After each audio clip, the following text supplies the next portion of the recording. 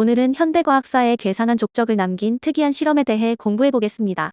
영어와 국어 비문학에 실제로 출제되었으며 자연과학과 인문과학에 또 한 차례 논쟁에 불을 지핀 실험이기도 합니다. 1980년대에 수행된 벤자민 리벳의 자유의지 실험은 인간 주체성에 대한 전통적인 개념에 도전하는 신경과학과 철학의 획기적인 연구로 자리잡고 있습니다. 의식적 결정과 무의식적 뇌 과정의 관계를 탐구함으로써 리벳의 연구는 자유의지의 본질에 대해 깊은 의문을 제기하여 오늘날까지 논쟁을 불러일으켰습니다. 리벳의 실험은 손목을 움직이는 간단한 자발적 행동에 초점을 맞췄습니다. 참가자들은 스스로 선택한 순간에 손목을 움직이고 시계와 같은 장치를 사용하여 의식적으로 행동하기로 결정한 정확한 시간을 보고하도록 요청받았습니다. 한편 뇌의 전기 신호를 추적하는 뇌파를 사용하여 준비전이라는 뇌 활동을 기록했습니다. 준비전이는 뇌에서 발생하는 무의식적 신호입니다. 리벳은 자발적인 움직임에 앞서 일어나는 뇌 활동의 일종인 준비전이의 패턴을 관찰했습니다. 이 준비전이는 실제 움직임이 시작되기 약 500m초 전에 시작되었습니다. 흥미롭게도 참가자들은 준비전이가 시작된 후 300m초 정도 후에 의식적으로 결정했고 의식적 결정을 내린 200m초 후에 버튼을 누릅니다. 이 타임라인은 뇌가 의식적인 결정을 내리기 전에 무의식적 결정이 시작된다는 것을 보여줍니다. 즉, 뇌의 무의식적인 과정은 참가자가 움직이기로 한 결정을 인지하기 훨씬 전에 행동을 준비하는 것처럼 보였습니다. 이 결과는 의식적 의지, 즉 자유의지가 자발적 행동의 원동력이라는 기존의 믿음에 도전장을 내밀었습니다. 리벳은 무의식적으로 준비전이가 시작되지만 자유의지가 완전히 없는 것은 아니라고 합니다. 그는 의식적 인식을 통해 개인의 뇌에 의해 이미 움직이는 행동을 멈추거나 취소할 수 있다고 제안하면서 베토파워라는 개념을 제안했습니다. 베토파워란 행동을 취하기로 한 결정이 의식적으로 수정되거나 중단될 수 있는 능력을 의미합니다. 뇌는 행동을 준비하지만 최종적으로 행동을 멈출지는 의식적 통제 하에 있다는 주장입니다. 리벳은 이를 통해 완전한 자유의지가 아니더라도 억제의 자유가 가능하다고 주장합니다. 즉, 자유의지는 행동을 시작하는 것이 아니라 행동을 재정을 하거나 수정하는 데 중요한 역할을 한다는 것을 의미합니다. 리벳의 해석은 자유의지를 무의식적인 과정을 통제할 수 있는 제한적이지만 중요한 능력으로 재정의했습니다. 상황이 이렇게 되자 리벳의 발견은 신경과학과 철학 모두에서 논쟁의 물결을 일으켰습니다. 행동이 주로 무의식적인 뇌 활동에 의해 주도된다는 그의 결론은 결정론적 우려를 불러일으켰으며 인간의 행동이 전통적으로 가정된 것보다 덜 자유일 수 있음을 시사했습니다. 그러나 자유의지를 지지하는 사람들은 그 본질이 행동을 시작하는 데 있는 것이 아니라 행동을 형성하는 데 있다고 주장합니다. 자유의지에 대한 논의에서 비평가들은 또한 이 연구의 한계를 지적했습니다. 첫 번째로 참가자들은 의식적인 결정의 순간을 스스로 보고하여 잠재적인 부정확성을 초래했습니다. 주관적인 인식의 정확한 타이밍은 여전히 정확하게 측정하기 어렵습니다. 준비전이 행동에 대한 결정을 반영하는지 아니면 단순히 잠재적 행동에 대한 뇌의 준비를 반영하는지에 대한 논쟁이 계속되고 있습니다. 일부 연구자들은 준비전이가 특정 행동에 대한 의지를 직접적으로 나타내지 않을 수 있다고 주장합니다. 리벳의 발견은 때때로 결정론적으로 해석되지만 다른 사람들은 자유의지가 더 넓은 의미에서 작동하여 의식적 과정과 무의식적 과정을 통합할 수 있다고 주장합니다. 리벳의 실험은 자유의지에 대한 논의를 재구성하여 인간의 행동이 어떻게 시작되고 통제되는지에 대한 재고를 촉구했습니다. 이 실험은 중요한 질문을 던졌습니다. 우리는 정말로 행동을 통제해야 할까요? 아니면 행동이 시작된 후에야 그것을 인식해야 할까요? 그의 연구는 자유의지가 환상이 아니라 무의식과 의식 과정 사이의 미묘한 상호작용임을 시사합니다. 오늘날 리벳의 연구 결과는 신경윤리, 행동심리학, 인공지능과 같은 분야에 계속 영향을 미치고 있습니다. 예를 들어 행동이 무의식적인 과정에 뿌리를 두고 있다면 도덕적 책임에 대한 의문을 제기하고 인공지능 연구자들에게 의사결정이 인간의 대리인과 어떻게 복제되거나 다를 수 있는지 고려해달라고 요청합니다. 리벳의 유산은 자유의지가 절대적이지도 존재하지도 않으며 무의식적인 뇌 활동의 경계 내에서 작동한다는 그의 주장에 있습니다. 인간에게 무의식적인 행동을 거부할 수 있는 능력을 제공함으로써 자유의지는 행동을 이끄는 데 있어 제한적이지만 필수적인 힘으로 남아 있습니다. 그의 연구는 의식, 무의식적 과정, 인간의 의사결정 사이의 복잡한 관계를 강조하며 자유의지에 대한 대화를 생동감 있게 하고 진화하게 합니다. 리벳의 실험에 대한 주요 반론을 보겠습니다. 첫째로, 타이머 사용의 문제입니다. 리벳의 실험에서 피험자들은 아날로그 타이머를 이용해 의식적 결정을 내린 순간을 기록하도록 요청받습니다. 그러나 아날로그 타이머의 사용은 피험자들의 반응 속도와 정확성에 영향을 미쳤을 가능성이 있습니다. 후속 연구에서는 디지털 타이머를 사용하도록 한 결과 의식적 결정과 관련된 데이터가 약간 달라지는 것이 확인됩니다. 이는 실험 장치의 선택이 결과에 영향을 미칠 수 있음을 시사합니다. 둘째로 W 시점의 정확성 문제입니다. 리벳의 실험에서 W는 피험자가 의식적으로 결정을 내린 순간으로 간주됩니다. 그러나 손가락을 움직이려는 순간에 나타나는 미세한 전류를 감지하는 장치를 설치했을 때 의식적 결정을 내리는 순간과 실제 뇌 신호 간의 시간 차이가 달라질 수 있다는 점이 관찰되었습니다.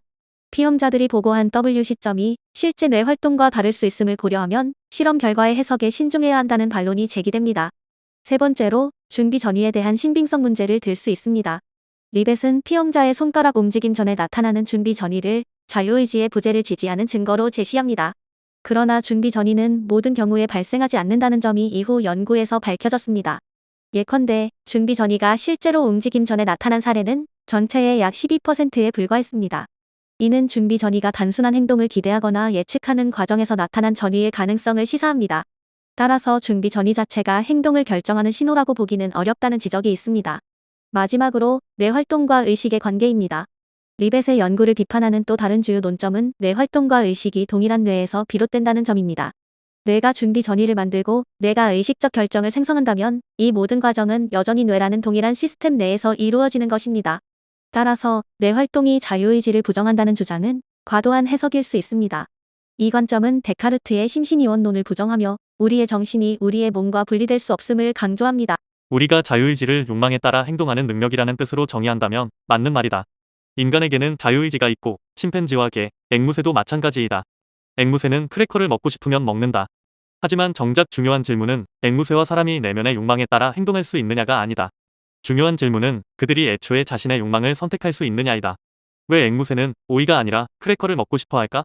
왜 나는 짜증나는 이웃에게 다른 쪽 뺨을 내어주는 대신 그를 죽이기로 결정할까? 왜 나는 검은색 자동차가 아니라 빨간색 자동차를 사고 싶어 할까? 왜 나는 노동당이 아니라 보수당에 투표하고 싶을까? 이 소망들 가운데 그 어떤 것도 내 선택이 아니다.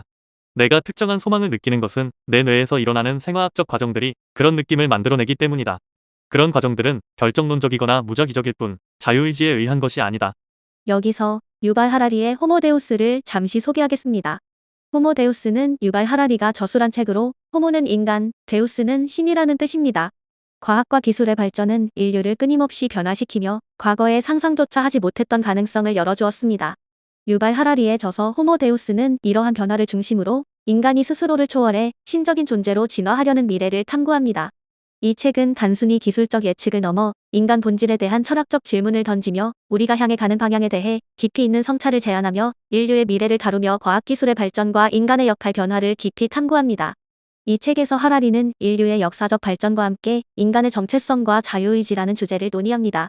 자유의지에 대한 하라리의 견해는 전통적인 관점과는 다소 다릅니다. 하라리는 자유의지라는 개념을 비판적으로 분석하며 이것이 인간이 자신의 행동과 선택을 완전히 통제할 수 있다는 고전적 믿음을 기반으로 하고 있다고 주장합니다. 그러나 그는 다음과 같은 관점을 제시합니다. 현대 신경과학과 생물학의 발전은 인간의 행동이 무의식적 생물학적 메커니즘과 알고리즘에 의해 영향을 받는다는 점을 강조합니다. 하라리는 인간의 선택이 유전자, 호르몬, 신경 네트워크 등과 같은 생물학적 요인에 의해 결정되는 경우가 많다고 설명합니다. 또한 의식이 행동을 결정하는 데 있어 중심적 역할을 한다는 전통적 믿음에 도전합니다. 그는 무의식적 과정이 의식적 사고를 선행한다는 벤자민 리벳의 연구를 예로 들며 인간의 선택은 자유롭다기보다는 단순히 뇌의 계산 결과라고 주장합니다. 하라리는 특히 AI와 빅데이터가 발전하는 시대에 자유의지의 개념이 더욱 도전받을 것이라고 경고합니다. 기술이 인간의 행동을 예측하고 조작할 수 있는 능력을 갖추게 되면서 우리의 선택이 실제로 우리의 것인지 아니면 외부 요인에 의해 유도된 것인지가 불분명해질 수 있다고 주장합니다. 하라리는 특히 AI와 빅데이터가 발전하는 시대에 자유의지의 개념이 더욱 도전받을 것이라고 경고합니다. 기술이 인간의 행동을 예측하고 조작할 수 있는 능력을 갖추게 되면서 우리의 선택이 실제로 우리의 것인지 아니면 외부 요인에 의해 유도된 것인지가 불분명해질 수 있다고 주장합니다. 하라리는 자유의지가 과거에는 인간 사회에서 중요한 역할을 해왔지만 미래에는 이 개념이 흔들릴 수 있음을 시사합니다. 그는 전통적 인간 중심주의의 종말을 예견합니다. 인간이 스스로의 행동을 통제한다고 믿는 것은 과거의 신화적 사고일 수 있습니다. 또한 데이터 중심의 세계의 도래는 인간의 행동과 의지조차 빅데이터와 AI가 해석하고 통제하는 대상으로 전환될 가능성이 있습니다.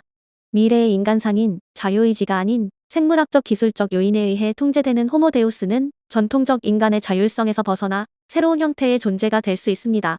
유발 하라리는 호모데우스에서 자유의지를 인간의 본질로 보지 않으며 인간의 행동이 생물학적, 기술적 요인에 의해 크게 결정된다고 주장합니다. 그는 자유의지가 미래 사회에서 빅데이터와 AI의 발전에 의해 더욱 제한되고 인간의 자율성이 줄어들 가능성을 경고합니다. 이는 자유의지에 대한 철학적 과학적 논의와 기술 발전이 교차하는 중요한 주제를 던집니다. 우리는 여기서 또 하나의 철학을 연구해 볼까 합니다. 데카르트의 심신이원론 중 인간 기계론입니다. 인간 기계론은 인간의 행동과 사고를 이해하기 위해 인간을 기계에 비유한 시도로 오랜 역사적 배경을 가지고 있습니다. 초기 인지심리학에서는 인간의 뇌를 컴퓨터의 하드웨어에 사고 과정을 프로그램 실행에 비유하며 인간의 정신적 과정을 기계적으로 설명하고자 했습니다. 이러한 접근은 단순한 이론적 논의를 넘어 과학과 기술의 발전으로 이어졌습니다. 예컨대 감각기관에 문제가 있는 분들을 위한 인공각막, 사고로 팔다리를 잃은 분들을 위한 인공의수조끼는 이러한 기계론적 산물로 과학과 기술의 성과를 보여주는 대표적인 사례라 할 수 있습니다. 인간 기계론의 시초는 데카르트의 심신이원론에서 찾을 수 있습니다. 데카르트는 인간의 정신과 신체를 별개의 존재로 간주하며 신체를 기계처럼 이해하려는 접근법을 제시하였습니다. 이후 라메트리는 인간의 동기를 태엽에 비유하며 인간을 기계적으로 설명하는 데 한 발 더 나아갔습니다. 약 100년 후 다윈은 진화론을 통해 인간과 동물 간의 연속성을 강조하며 동물의 정교한 행동과 인간의 특성이 본질적으로 연결되어 있음을 주장하였습니다. 이러한 주장은 인간과 동물뿐 아니라 기계와의 유사성을 탐구하는 계기가 되었습니다. 현대에 들어서 벤저민 리벳의 연구는 이러한 논의에 중요한 전환점을 제공하였습니다. 리벳은 자유의지조차도 증기기관차에서 나는 기적 소리처럼 뇌 활동의 부산물일 수 있으며 심지어 허구일 가능성도 있다고 주장하였습니다. 이러한 주장은 인간 행동과 사고를 기계적으로 이해하려는 시도의 연장선상에서 자유의지라는 개념을 재검토하는 계기를 마련하였습니다.